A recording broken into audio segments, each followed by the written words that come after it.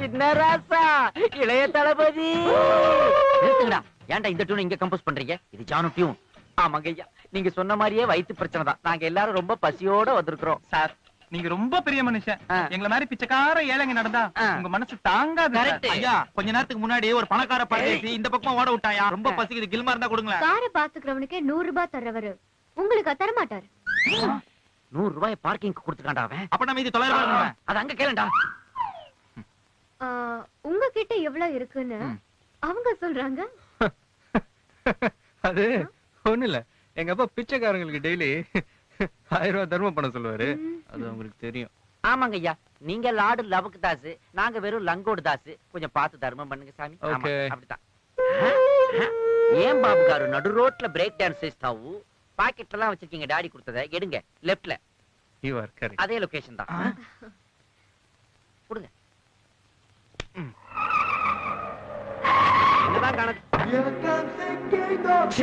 நம்மளுக்கெல்லாம் தெரியாம ஏதோ ஒரு தப்பு பண்ணிட்டாரு. என்னது? அங்க பாரு, பத்திரி மாதிரி ஒருத்த வர்றான்.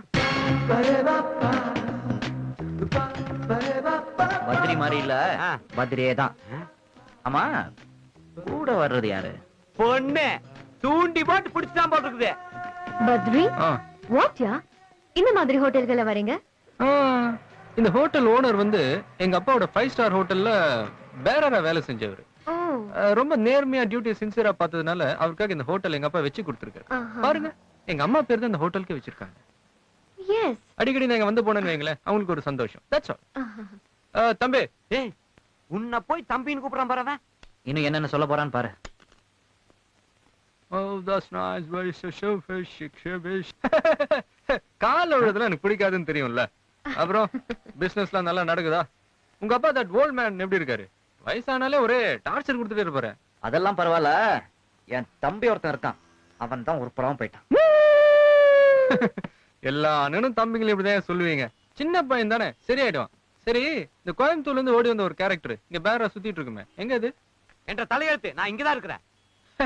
ஓல்ட் மேன், சூடா என்ன இருக்கு? நான் தான் சூடா இருக்கிறேன். Yeah, எனக்கு சூடா தான் வேணும். I want fangi, macarena, pizza, lasagna.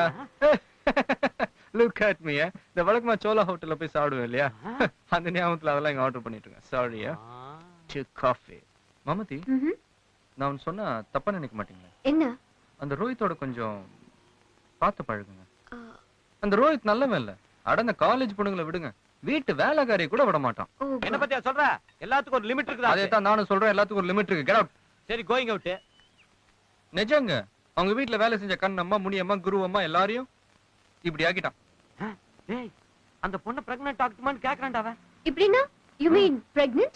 ஐயோ, அது உடனே ஆக சொல்லுது. பொம்பளைங்களுக்கு வயிறுவீங்கன்னா அதுக்கு பேர் பிரெக்னன்ட் தானே. My goodness. இப்ப கூட பக்கம் போனீங்கன்னா 4-5 குட்டி ரோய் சுத்திட்டு இருப்பானுங்க. என்னோட வெல்விஷரா நீங்க எனக்கு அட்வைஸ் பண்ணதுக்கு ரொம்ப தேங்க்ஸ். இனிமே அவனை திரும்பி கூட பார்க்க மாட்டேன். உங்கள மாதிரி நல்லவங்க கூட 5 minutes பழகினாலும் மனசுக்கு எவ்வளவு சந்தோஷமா இருக்கு தெரியுமா? அடிக்கடி உங்களை காண்டாக்ட் பண்ணணுமே, உங்க மொபைல் நம்பர்?